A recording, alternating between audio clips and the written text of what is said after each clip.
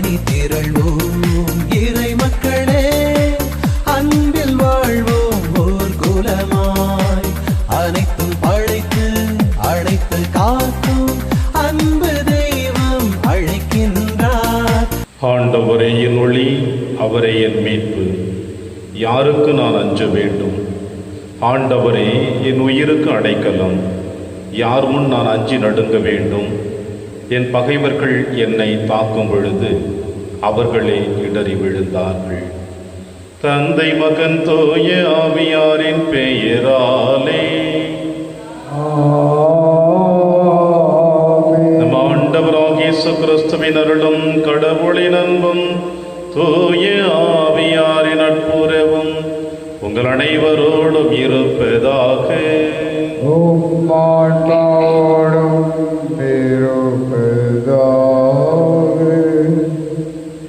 ஏழையரின் உள்ளத்தோர் பேறு பெற்றோர், கனி உடையோர் பேறு பெற்றோர் என்று இன்றைய நற்செய்தி வாசகத்தின் வழியாக ஆண்டவர் இயேசு கிறிஸ்து யாரெல்லாம் பேறு பெற்றவர்கள் என்று நமக்கு வெளிப்படுத்துகிறார். மலை மீது ஏறி அமர்ந்து திருவாய் மலர்ந்தார் என்று மத்திய நற்செய்தியாளர் இயேசுவினுடைய மலை பிரசங்கத்தை பற்றி கூறுகிறார். நாம் இறைவன் முன்னிலையில் பேறு பெற்றவர்களா என்று சிந்தித்து இந்த திருப்பலியிலே நாம் அனைவரும் பக்தியோடு பங்கெடுப்போம். திருப்பலி ஒப்புகளுக்கு தகுதி பெறும் பொருட்டு நம்முடைய பாவங்களை ஏற்று மனம் வருந்துவோம், இறைவனின் மன்னிப்பை பெறுவோம். இல்லாமல்ல இறைவனிடமும் சகோதர சகோதரிகளே, உங்களிடமும் நான் பாவியினை ஏற்றுக்கொள்கின்றேன். ஏனெனில் என் சிந்தனையாலும் சொல்லாலும் செயலாலும் கடமையில் தவறியதாலும் பாவங்கள் பல செய்தேன். என் பாவமே, என் பாவமே, என் பெரும் பாவமே. ஆகையால் எப்போதும் கன்னியான புனித மரியாவையும் வானதூதர் புனிதர் அனைவரையும், சகோதர சகோதரிகளே உங்களையும் நம் இறைவனாகிய ஆண்டவரிடம் எனக்காக வேண்டிக் கொள்ள மன்றாடுகிறேன். இல்லாமல்ல இறைவன் நம்மை இரக்கமாய்த்து நம் பாவங்களை மன்னித்து நம்மை நிலை வாழ்விற்கு அழைத்து செல்வராக. ஆமென். ஆண்டவரே இரக்கமாயிரும். ஆண்டவரே இரக்கமாயிரும். கிறிஸ்துவே இரக்கமாயிரும். கிறிஸ்துவே இரக்கமாயிரும். ஆண்டவரே இரக்கமாயிரும். ஆண்டவரே இரக்கமாயிரும். மன்றாடுவோமாக. இறைவா, நன்மையானவை அனைத்தும் உம்மிடமிருந்து வருகின்றன. இவ்வாறு உமது ஏவுதலினால் நாங்கள் சரியானவற்றை உணரவும், உமது வழி நடத்துதலால் அவற்றை நாங்கள் நிறைவேற்றவும் உம்மை வேண்டுவோருக்கு கனிவுடன் அருள் புரிவீராக. உம்மோடும் தூயாவியாரின் ஒன்றைப்பில் இறைவனாய் என்றென்றும் வாழ்ந்து ஆட்சி செய்கிறீர்கள் ஆண்டவர் இயேசு கிறிஸ்து வழியாக உம்மை மன்றாடுகின்றோம். நாங்களே கடவுளிடமிருந்து ஆறுதல் பெற்றுள்ளோம், மற்றவருக்கு ஆறுதல் அளிக்க எங்களால் முடிகிறது. திருத்தூதர் பவுல் கொரிந்தியருக்கு எழுதிய 2ஆம் திருமுகத்திலிருந்து வாசகம்.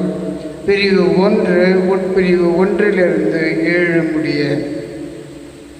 கொரிந்து நகரில் உள்ள கடவுளின் திருச்சபைக்கும் அக்கையா மாநிலம் முழுவதிலும் வாழும் இறை மக்கள் அனைவருக்கும் கடவுளின் திருவுளத்தால் கிறிஸ்து இயேசுவின் திருத்தூதனாயிருக்கும் பவுலும் சகோதரராகிய தீமோத்தேயுவும் எழுதுவது. நம் தந்தையாம் கடவுளிடமிருந்தும் ஆண்டவர் இயேசு கிறிஸ்துவிடமிருந்தும் உங்களுக்கு அருளும் அமைதியும் உரித்தாகுக. நம் ஆண்டவர் இயேசு கிறிஸ்துவின் தந்தை இரக்கம் நிறைந்த கடவுள். அவரே ஆறுதல் அனைத்துக்கும் ஊற்று. அவரை போற்றுவோம். கடவுள் எங்களுடைய இன்னல்கள் அனைத்திலும் எங்களுக்கு ஆறுதல் அளிக்கிறார். நாங்களே கடவுளிடமிருந்து ஆறுதல் பெற்றுள்ளதால் பல்வேறு இன்னல்களில் ஊழலும் மற்ற மக்களுக்கும் ஆறுதல் அளிக்க எங்களால் முடிகிறது. கிறிஸ்து நமக்காக மிகுதியாக துன்புற்றார். அதுபோல அவர் வழியாக நாம் மிகுதியான ஆறுதலும் பெறுகிறோம். ஆகவே நாங்கள் துன்புறுகிறோம் என்றால் அது உங்கள் ஆறுதலுக்காகவும் மீட்புக்காகவும் தான். நாங்கள் ஆறுதல் பெறுகிறோம் என்றால் அது உங்கள் ஆறுதலுக்காகவே. நாங்கள் துன்பங்களை பொறுத்து கொள்வதைப் போல நீங்களும் உங்கள் துன்பங்களை தளராமலுடன் பொறுத்து கொள்வதற்கு இந்த ஆறுதல் ஆற்றல் அளிக்கிறது. நீங்கள் எங்கள் துன்பத்தில் பங்கு கொள்வதைப் போல எங்களுடைய ஆறுதலிலும் பங்கு பெறுவீர்கள் என்பது எங்களுக்கு தெரியும். நீங்கள் இவ்வாறு செய்வீர்கள் என உறுதியாக எதிர்நோக்கி இருக்கிறோம். இது ஆண்டவர் வழங்கும் அருள் வாக்கு. இறைவனுக்கு நன்றி. பதிலுரை திருப்பாடல் 34 பல்லவி. ஆண்டவர் எத்துணை இனிமையானவர் என்று சுவைத்து பாருங்கள். ஆண்டவர் எத்துணை இனிமையானவர் என்று சுவைத்து பாருங்கள். ஆண்டவரை நான் எக்காலமும் போற்றுவேன். அவரது புகழ் எப்பொழுதும் என் நாவில் ஒலிக்கும். நான் ஆண்டவரை பற்றி பெருமையாக பேசுவேன். எளியோர் இதை கேட்டு அக்களிப்பர். பல்லவி. ஆண்டவர் எத்துணை இனிமையானவர் என்று சுவைத்து பாருங்கள். என்னுடன் ஆண்டவரை பெருமைப்படுத்துங்கள். அவரது பெயரை ஒருமிக்க மேன்மைப்படுத்துவோம். துணை வேண்டி நான் ஆண்டவரை மன்றாடினேன். அவர் எனக்கு மறுமொழி பகர்ந்தார். எல்லா வகையான அச்சத்தினின்றும் அவர் என்னை விடுவித்தார். பல்லவி. ஆண்டவர் எத்துணை இனிமையானவர் என்று சுவைத்து பாருங்கள். அவரை நோக்கி பார்த்தோர் மகிழ்ச்சியால் வெளிர்ந்தனர். அவர்கள் முகம் அவமானத்திற்கு உள்ளாகவில்லை. இந்த ஏழை கூவி அழைத்தான். ஆண்டவர் அவனுக்கு செவி சாய்த்தார். அவர் எல்லா நெருக்கடியினின்றும் அவனை விடுவித்து காத்தார். பல்லவி. ஆண்டவர் எத்துணை இனிமையானவர் என்று சுவைத்து பாருங்கள். ஆண்டவருக்கு அஞ்சி வாழ்வோரை அவர் தம் தூதர் சூழ்ந்து நின்று காத்திடுவர். ஆண்டவர் எத்துணை இனிமையானவர் என்று சுவைத்து பாருங்கள். அவரிடம் அடைக்கலம் புகுவோர் பேறு பெற்றோர். பல்லவி. ஆண்டவர் எத்துணை இனிமையானவர் என்று சுவைத்து பாருங்கள். வாழ்த்தொலி. அல்லேலூயா, அல்லேலூயா. மகிழ்ந்து பேருவகை கொள்ளுங்கள், ஏனெனில் விண்ணில் உங்களுக்கு கிடைக்கும் கைமாறு மிகுதியாகும். அல்லேலூயா. ஆண்டவர் உங்களுடன் இருப்பாராக. ஆன்மாவோடும் இருப்பாராக. மற்றெழுதிய பரிசுத்த நற்செய்தியிலிருந்து வாசகம். ஆண்டவரே, மாட்சி உமக்கே. இயேசு மக்கள் கூட்டத்தை கண்டு மலை மீது ஏறி அமர அவருடைய சீடர் அருகே வந்தனர். அவர் திருவாய் மலர்ந்து கற்பித்தவை. ஏழையரின் உள்ளத்தோர் பேறு பெற்றோர், ஏனெனில் விண்ணரசு அவர்களுக்கு உரியது. துயருவோர் பேறு பெற்றோர், ஏனெனில் அவர்கள் ஆறுதல் பெறுவர். கனிவுடையோர் பேறு பெற்றோர், ஏனெனில் அவர்கள் நாட்டை உரிமை சொத்தாக்கிக் கொள்வர். நீதி நிலைநாட்டும் வேட்கை கொண்டோர் பேறு பெற்றோர், ஏனெனில் அவர்கள் நிறைவு பெறுவர். இரக்கமுடையோர் பேறு பெற்றோர், ஏனெனில் அவர்கள் இரக்கம் பெறுவர். தூய்மையான உள்ளத்தோர் பேறு பெற்றோர், ஏனெனில் அவர்கள் கடவுளை காண்பர். அமைதியை ஏற்படுத்துவோர் பேறு பெற்றோர், ஏனெனில் அவர்கள் கடவுளின் மக்கள் என அழைக்கப்படுவர். நீதியின் பொருட்டு துன்புறுத்தப்படுவோர் பேறு பெற்றோர், ஏனெனில் விண்ணரசு அவர்களுக்கு உரியது. என் பொருட்டு மக்கள் உங்களை இகழ்ந்து துன்புறுத்தி உங்களை பற்றி இல்லாதவை பொல்லாதவை எல்லாம் சொல்லும் பொழுது நீங்கள் பேறு பெற்றவர்களே, மகிழ்ந்து பேருவகை கொள்ளுங்கள், ஏனெனில் விண்ணுலகில் உங்களுக்கு கிடைக்கும் கைமாறு மிகுதியாகும். இவ்வாறே உங்களுக்கு முன்னிருந்த இறைவாக்கினர்களையும் அவர்கள் துன்புறுத்தினார்கள். ஆண்டவரின் அருள்வாக்கு. கிறிஸ்துவே, உமக்கு புகழ்.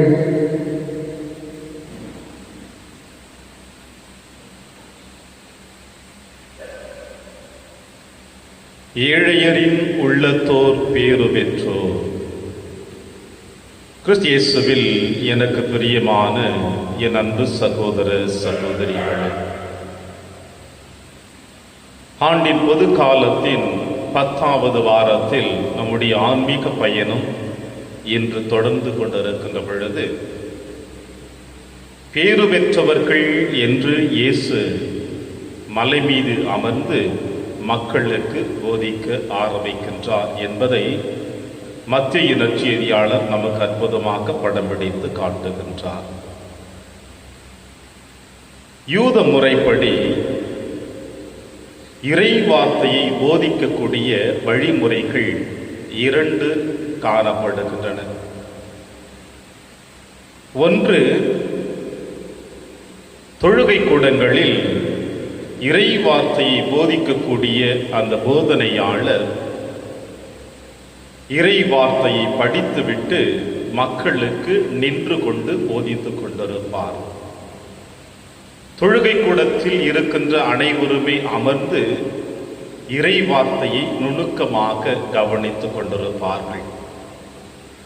நின்று கொண்டு போதிக்கின்ற ஒரு வகையான வழிமுறைகளையும் யூத சமுதாயத்திலே காணுகின்றோம். 2வது வழிமுறை என்பது சற்று யோசிக்கக்கூடிய வழிமுறையாக காணப்படுகிறது. அதைத்தான் இன்றைய நற்செய்தி வாசகத்திலே மத்தேயு நற்செய்தியாளர் தெளிவாக நமக்கு படம் பிடித்து காட்டுகின்றார். இயேசு மக்கள் கூட்டத்தை கண்டு மலை மீது ஏறி அமர என்று சொல்லுகிறார். மக்கள் கூட்டம் அதிகமாக இருப்பதை காணுகின்ற பொழுது மலை மீது ஏறி அமர்ந்தார் என்று சொல்லுகிறார். போதிக்கின்ற போதனைகள் பொதுவாக போதனையாளர்கள் நின்று கொண்டுதான் அதிகமாக போதிப்பார்கள். ஆனால் அமர்ந்து கொண்டு போதிப்பது என்பது சற்று மாறுபட்ட கருத்தை வேதத்திலே நாம் காணுகின்றோம். யூத சமுதாயத்திலும் அதை காண முடிகிறது. அமர்ந்து போதித்தல் என்பது அதிகாரத்தை வெளிப்படுத்தக்கூடியது.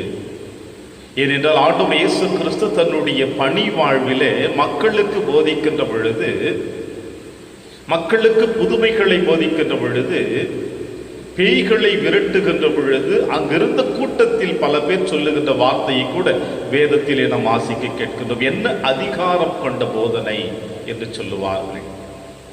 அதிகார தொனியிலே இவர் போதித்துக் கொண்டிருக்கின்றார். அதிகாரத்தோடு இறை வார்த்தையை மக்களுக்கு கொடுக்கின்றார். இவருடைய வார்த்தைகளிலே ஒரு அதிகாரத்தை நம்மால் காண முடிகிறது என்ற வார்த்தைகளை இயேசுவினுடைய அந்த பணி வாழ்விலே மக்கள் சொன்னதை நற்செய்தியாளர்கள் பதிவு செய்வதை நாம் காணுகின்றோம். அந்த வரிசையில் பார்க்கின்ற பொழுது இன்றைய நாளிலே இயேசு மக்கள் கூட்டத்தை கண்டு மலை மீது ஏறி அமர அவருடைய அருகிலே சீடர்கள் வந்தார்கள். அவர் திருவாய் மலர்ந்து கற்பித்தவை என்று சொல்லுகிறார் மத்தேயு நற்செய்தியாளர். எனவே அமர்ந்து போதிப்பது என்பது ஒரு அதிகாரத்தை வெளிப்படுத்துவதை போல காணப்படுகிறது. இதற்கு சிறந்த உதாரணத்தை நாம் காண முடியும். ஆண்டவர் இயேசு கிறிஸ்துவை கைது செய்யப்பட்ட பிறகு பிலாத்துவினுடைய முன்னிலையிலே அழைத்து வருகிற பொழுது எல்லா கேள்விகளுக்கும் வினாவும் பதிலும் கொடுத்து விட்ட பிறகு பிலாத்து தன்னுடைய இருக்கையின் மீது அமர்ந்து தன்னுடைய அதிகாரத்தை வெளிப்படுத்துகிறார் என்று நாம் வாசிக்க கேட்கின்றோம். ஆக தன்னுடைய இருக்கையில் அமருகின்ற பொழுது அது ஒரு தனிப்பட்ட அதிகாரத்தை வெளிப்படுத்தும். அந்த அதிகாரத்தை யாராலும் பறித்து விட முடியாது. யாருக்கு கொடுக்கப்பட்டு இருக்கின்றதோ அவர்களால் மட்டும்தான் அந்த அதிகாரத்தின் சிம்மாசனத்தின் மீது அமர்ந்து தன்னுடைய வார்த்தைகளை பிறருக்கு கொடுக்க முடியும். அந்த வரிசையில் பார்க்கின்ற பொழுது இன்று ஆண்டவர் இயேசு கிறிஸ்து மலை மீது ஏறி அமர்ந்தார். மலை மீது என்று சொல்லுகின்ற பொழுது வேதத்திலே மலைகள் என்று சொல்லப்படுகின்ற பொழுது சீனாய் மலை, தாபோர் மலை, கல்வாரி மலை என்று நாம் காணுகின்றோம். இந்த 3 மலைகளையும் நாம் பார்க்கின்ற பொழுது ஒரு முக்கியத்துவத்தையும் காணப்படுகிறது. சீனாய் மலையிலே உடன்படிக்கை காணப்படுகின்றது. தாபோர் மலையிலே ஆண்டவர் இயேசு கிறிஸ்து தன்னுடைய உருமாற்றத்தை வெளிப்படுத்தியது. கல்வாரி மலை என்று சொல்லுகின்ற பொழுது தன்னையே முழுவதுமாக உங்களுக்கும் எனக்கும் தாரை பார்த்து கொடுத்தது, தன்னை நம்முடைய மீட்பிற்காக சிலுவையில் அறையப்பட்ட நிகழ்வு. எனவே வேதத்திலே மலைகள் என்று சொல்லப்படுகின்ற பொழுது இறைவன் வாழக்கூடிய இடம், உயர்ந்து காணப்படுவது, விண்ணகம் எப்படி உயர்ந்து காணப்படுகிறது அதுபோல மலைகள் என்று சொல்லப்படுகின்ற பொழுது அது உயர்ந்து காணப்படக்கூடிய இடமாக காணப்படுகிறது. எனவே இயேசு மலை மீது ஏறி அமர்ந்து தன் திருவாய் மலர்ந்து போதிக்கலானார் என்று மத்தேயு நற்செய்தியாளர் சொல்லுகிறார். பிரியமான சகோதர சகோதரிகளே, இறைவனுக்கும் மனிதனுக்கும் உள்ள வேறுபாடு என்ன என்பதை நம்மால் காண முடியும். அன்பே நிறைந்தவர், இரக்கம் நிறைந்தவர், மன்னிக்க கூடியவர், அனைத்தையும் நமக்காக விட்டு கொடுக்கக்கூடியவர் இறைவன். ஆனால் மனிதனுடைய வாழ்க்கை என்பது அன்பு தேவைக்காக பயன்படுத்துகிறது, இரக்கம் தனக்கு தேவைப்பட்டவர்களுக்கு கொடுக்கப்படுகிறது, மன்னிப்பு என்பது நாம் அடுத்தவர் கொடுக்கக்கூடாது, அடுத்தவர் நமக்கு கொடுக்க வேண்டும் என்று நினைக்கக்கூடியது. இப்படி கடவுளுக்கும் மனிதனுக்கும் நிறைய வேறுபாடுகளை நாம் காண முடியும். எனவே ஆண்டவர் இயேசு கிறிஸ்து மலை மீது ஏறி அமர்ந்து தன்னுடைய இறைத்தன்மையை இங்கே வெளிப்படுத்துகிறார். இறைத்தன்மை எப்படி எல்லாம் இருக்கும் என்பதை வெளிப்படுத்துகிறார். ஏழையரின் உள்ளத்தோர் பேறு பெற்றோர், துயருருவோர் பேறு பெற்றோர், கனிவுடையோர் பேறு பெற்றோர், நீதி நிலைநாட்டும் வேட்கை கண்டோர் பேறு பெற்றோர், இரக்கமுடையோர் பேறு பெற்றோர், தூய்மை உள்ளத்தோர் பேறு பெற்றோர், அமைதி ஏற்படுத்துவோர் பேறு பெற்றோர், நீதியின் பொருட்டு துன்புறுத்தப்படுவோர் பேறு பெற்றோர். இவை அனைத்தும் யாரை பொறுத்து குறிக்கிறது என்றால், இவை அனைத்துமே இறையாட்சிக்காக யாரெல்லாம் உழைக்கிறார்களோ அவர்களுக்கு மட்டும்தான் இந்த வார்த்தைகள் பொருத்தமாக அமைகிறது. யாரெல்லாம் இந்த மண்ணுலகில் இறையாட்சி பணிக்காக தன்னை ஈடுபடுத்திக் கொள்ளுகிறார்களோ, இறைவனுடைய ஆட்சி இந்த மன்னகத்திலே மலர வேண்டும் என்று முயற்சி எடுக்கிறார்களோ, இவர்கள் அனைவருக்கும் இவை அனைத்தும் பொருத்தமாக அமைகிறது. அவர்கள்தான் ஏழையின் உள்ளத்தராக இருப்பார்கள், அவர்கள்தான் துயருற்றவர்களாக இருப்பார்கள், அவர்கள்தான் கனிவுடையவராக இருப்பார்கள், அவர்கள்தான் நீதியின் நாட்டு வேட்கை கொண்டவர்களாக இருப்பார்கள், அவர்கள்தான் தூய்மை உள்ளத்தோர் இருப்பார்கள், அவர்கள்தான் இரக்கமுடையவர்களாக இருப்பார்கள், அவர்கள்தான் நீதியின் பொருட்டு துன்புறுத்தப்படுவார்கள். இவர்கள்தான் பேறு பெற்றவர்கள் என்று ஆண்டவர் இயேசு கிறிஸ்து சொல்லுகிறார். ஏனென்றால் இன்றைய நற்செய்தி வாசகத்தினுடைய இறுதி அத்தியாயத்திலே அதை வெளிப்படையாக ஆணித்தரமாக அதை கூறுகிறார். என்றால், என் பொருட்டு மக்கள் உங்களை இகழ்ந்து துன்புறுத்தி உங்களை பற்றி இல்லாதவை பொல்லாதை எல்லாம் சொல்லும் பொழுது நீங்கள் பேறு பெற்றவர்களே என்று சொல்லுகிறார். இறுதியாக இவ்வாறு தன்னுடைய போதனையை நிறைவு செய்கிறார். ஆக யார் பேறு பெற்றவர்கள் என்பதை முன்னணியிலே சொல்லி அதுக்கு தகுதியுடையவர்கள் யார் என்பதையும் இன்றைய நற்செய்தி வாசகத்தினுடைய இறுதி அத்தியாயத்தில் சொல்லி முடிக்கிறார். எனவேதான் இவ்வாறே உங்களுக்கு முன்னிருந்த இறைவாக்கினர்களும் அவர்கள் துன்புறுத்தப்பட்டார்கள் என்று சொல்லுகிறார்.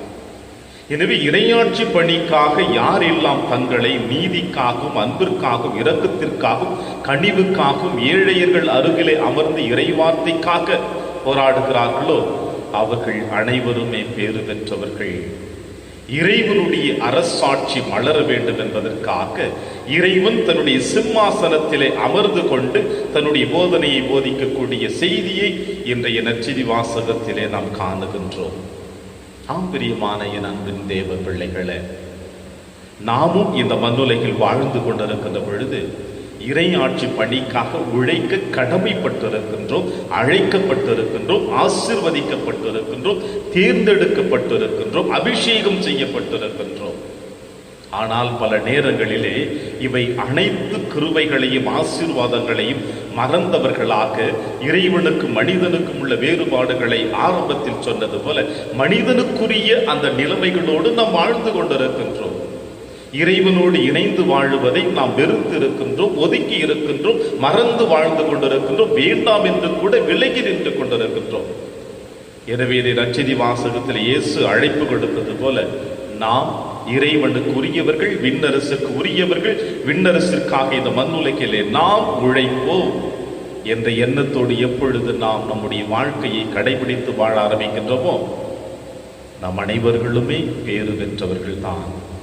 அந்த வரத்திற்காக இந்த திருப்பலியிலே தொடர்ந்து மன்றாடுவோம். இறைவன் உங்களையும் என்னையும் நிறைவாக ஆசீர்வதிப்பார். ஆமென்.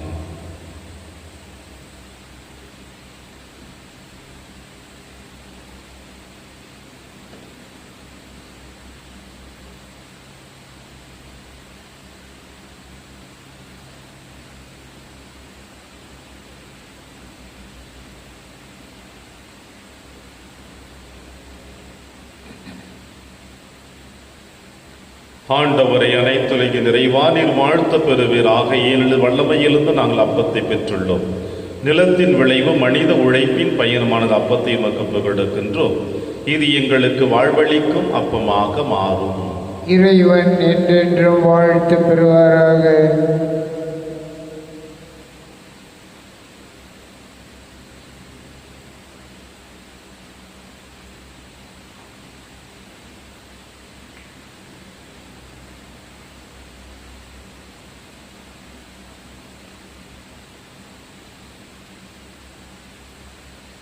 ஆண்டவரை அனைத்துலகின் நிறைவா நீர் வாழ்த்த பெறுவீராக. ஏனெனில் வல்லமையிலிருந்து நாங்கள் ரசத்தை பெற்றுள்ளோம். திராட்சை செடியும் மனித உழைப்பின் பயனுமான இந்த ரசத்தை உமக்கு புகழ்கின்றோம். இது எங்கள் ஆன்மீக மானமாக மாறும்.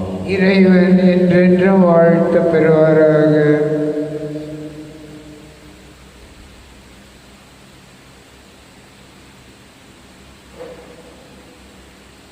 சகோதர சகோதரிகளை, என்னுடையதும் உங்களுடையதுமான இப்பலி எல்லாமல தந்தையாக இறைவனுக்கு ஏற்றதாகும்படி செவியுங்கள்.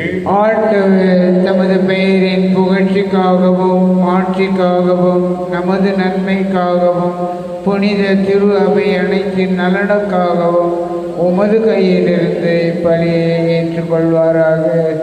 ஆண்டவரை இரக்கத்துடன் எங்கள் பணியை கண்ணோக்கி அருள உம்மை வேண்டுகின்றோம். அதனால் நாங்கள் உமக்கு புகழுக்கும் இக்காணிக்கை உமக்கு ஏற்றதாகி எங்கள் அன்பை வளர்ப்பதாக எங்கள் ஆண்டவராகிய கிறிஸ்து வழியாக உம்மை மன்றாடுகின்றோம்.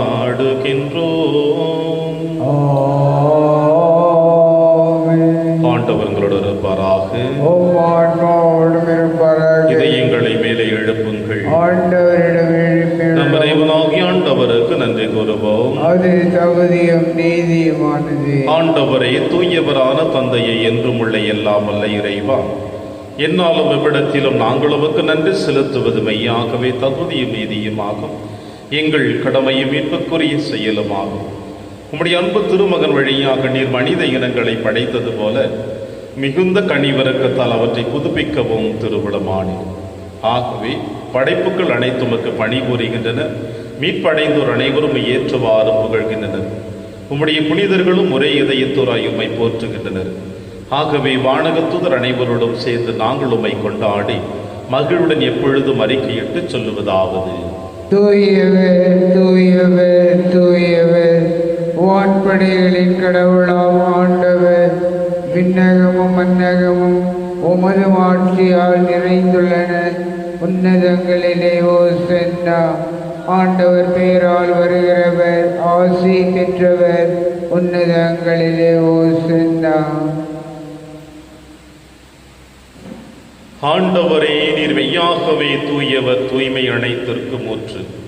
ஆகவே உம்முடைய ஆவியை பொழிந்து இக்காணிக்கைகளை தூய்மைப்படுத்த உம்மை வேண்டுகிறோம்.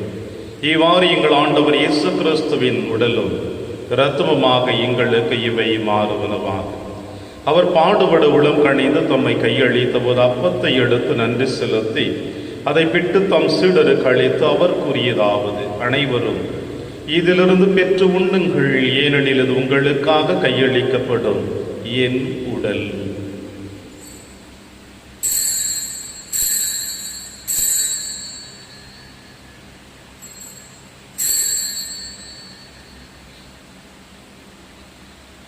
அவனமே இரவு விருந்தை அருந்திய பின் கிண்ணத்தையும் எடுத்து மீண்டும் நன்றி கூறி தம் சீடர்களுக்கு அளித்து அவர் கூறியதாவது: அனைவரும் இதிலிருந்து பெற்று பருகுங்கள், ஏனெனில் இது புதிய நிலையான உடன்படிக்கைக்குரிய என் இரத்தத்தின் கிண்ணம்.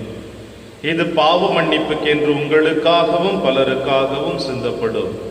இதை நினைவாக செய்யுங்கள்.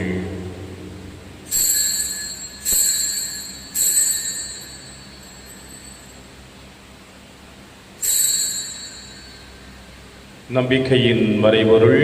ஆண்டவரே, நீர் வருமளவும் உமது இறப்பினை அறிக்கையிடுகின்றோம், உமது உயிர்ப்பினையும் எடுத்துரைக்கின்றோம். ஆகவே ஆண்டவரே, நாங்கள் கிறிஸ்துவின் இறப்பினையும் உயிர்ப்பினையும் நினைவு கூர்ந்து வாழ்வதரும் அப்பத்தையும் மீட்பளிக்கும் கிண்ணத்தையும் உமக்கு புகழ்கின்றோம். உம் திருமுன் என்று உமக்கு ஊழியம் புரிய தகுந்தவர்களினை எங்களை ஏற்றுக்கொண்டீர். எனவே உமக்கு நன்றி செலுத்துகின்றோம். மேலும் கிறிஸ்துவின் உடலிலும் இரத்தத்திலும் பங்கு கொள்ளும் எங்களை தூய ஆவியார் ஒன்று சேர்க்க வேண்டும் என உம்மை தாழ்மையுடன் மன்றாடுகின்றோம். ஆண்டவரே, உலகெங்கும் பரவி இருக்கும் திரு அவை நினைவு கூர்ந்தருளும். எங்கள் திருத்தந்தை பிரான்சிஸ், எங்கள் ஆயர் ஆண்டனி சுவாமி, எல்லா திருநிலையினராக அனைவரோடும் திரு அவை அன்பில் நிறைவு பெற செய்தருளும். மேலும் உயிர்த்தெழும் எதிர்நோக்குடன் துயில் கொள்ளும் எங்கள் சகோதர சகோதரிகளையும் இறந்தோர் அனைவரையும் இரக்கத்தோடு நினைவு கொண்டு திருமுகவழியில் ஏற்றருளும். எங்கள் அனைவர் மீதும் இரக்கமாயிரும். கடவுளின் கண்ணி தாயான புனித மரியா, அவருடைய கணவரான புனித யோசேப்பு, புனித திருத்துதர்கள் புனித பிரான்சிஸ் சேவேரியார், புனித கஸ்பார் மற்றும் இவ்விளைகள் முகவந்தவராய் இருந்தாகிய புனிதர் அனைவருடனும் நாங்கள் நிலைவாழ்வில் பங்கு கொள்ளும் தகுதி பெற்று உம் திருமகன் இயேசு கிறிஸ்து வழியாக உம்மை புகழ்ந்தேத்து மரமருள உம்மை மன்றாடுகின்றோம். இவர் வழியாக இவரோடு இவரில் எல்லாம் அல்ல இறைவனாகிய தந்தையே, தூய ஆவியாரின் ஒன்றிப்பில் எல்லா புகழும் ஆட்சியும் என்றென்றும் உமக்கு உரியதே. ஆமென், ஆமென்,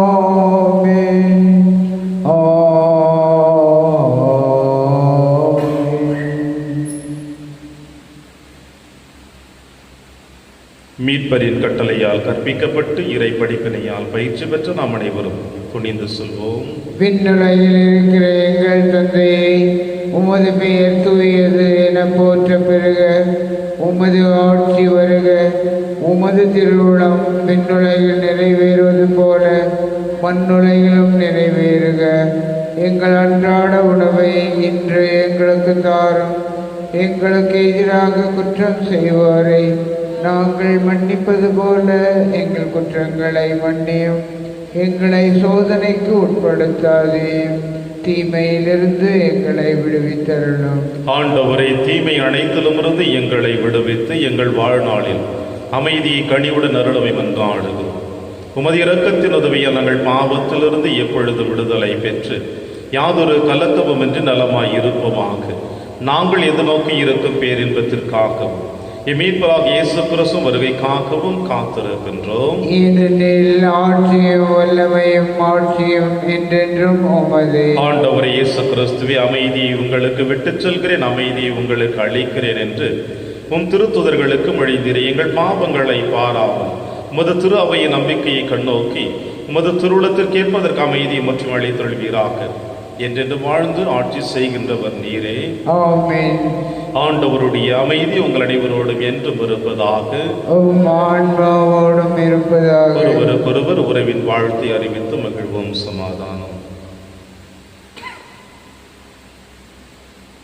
உலகின் பாவங்களை போக்கும் இறைவனின் செம்மறியே, எங்கள் மேல் இரக்கமாயிரும். உலகின் பாவங்களை போக்கும் இறைவனின் செம்மறியே, எங்கள் மேல் இரக்கமாயிரும். உலகின் பாவங்களை போக்கும் இறைவனின் செம்மறியே, எங்களுக்கு அமைதியை அளித்தருளும். இதோ இறைவனின் செம்மறி, இவரை நம் அனைவரின் பாவங்களையும் போக்குகின்றவர். செம்மறியின் விருந்திற்கு அழைக்க பெற்ற நாம் அனைவரும் பேறு பெற்றோர். ஆண்டவரே, நீர் என் இல்லத்தில் எழுந்தருள நான் தகுதியற்றவன். ஆனால் ஒரு வார்த்தை மட்டும் சொல்லியருளும், எனது ஆன்மா நலம் அடையும். கிறிஸ்துவின் திருவிடலும் திருரத்தும் காத்து நமக்கு நிலையான வாழ்வளிப்பதாக. ஆமென்.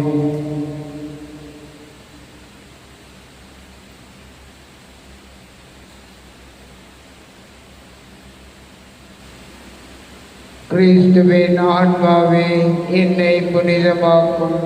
கிறிஸ்துவின் திருவுடலே, என்னை மீட்டருளும்.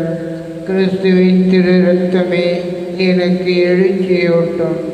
கிறிஸ்துவின் விழாவின் தண்ணீரே, என்னை கழுவிடுமே. கிறிஸ்துவின் பாடுகளே, என்னை தேற்றிடுமே. ஓ நல்ல இயேசுவே, எனக்கு செவிசாயும். உம் திருக்காயங்களுள் என்னை மறைத்தருளும். உம்மிடமிருந்து என்னை பிரிய விடாதேயும். தீய பகலிடமிருந்து என்னை காத்தருளும். எனது இறப்பின் வேளையில் என்னை அழைத்தருளும். உம்மிடம் வர எனக்கு கட்டளையிட்டருளும். புனிதர்களோடு எக்காலமும் உம்மை புகழ செய்யும். ஆமென். கடவுள் அன்பாய் இருக்கிறார். அன்பில் நிலைத்திருக்கிறவர் கடவுளோடு இணைந்திருக்கிறார். கடவுளும் அவரோடு இணைந்திருக்கிறார். நன்றி கூறி மன்றாடுவோமாக. ஆண்டவரே, நலமளிக்கும் உமது செயல் எங்களை தீய நாட்டங்களிலிருந்து விடுவிக்க உம்மை வேண்டுகின்றோம். இவை எங்களை நேரிய வழியில் நடத்தி செல்ல கனிவுடன் அருள்வீராக. எங்கள் ஆண்டவராகிய கிறிஸ்து வழியாக உம்மை மன்றாடுகின்றோம். ஆண்டவர் உங்களோடு இருப்பாராக.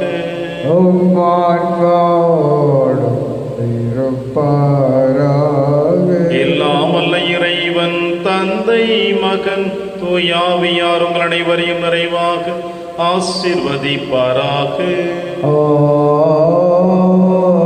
சென்று வாழுங்கள், திருப்பலி நிறைவேறிற்று.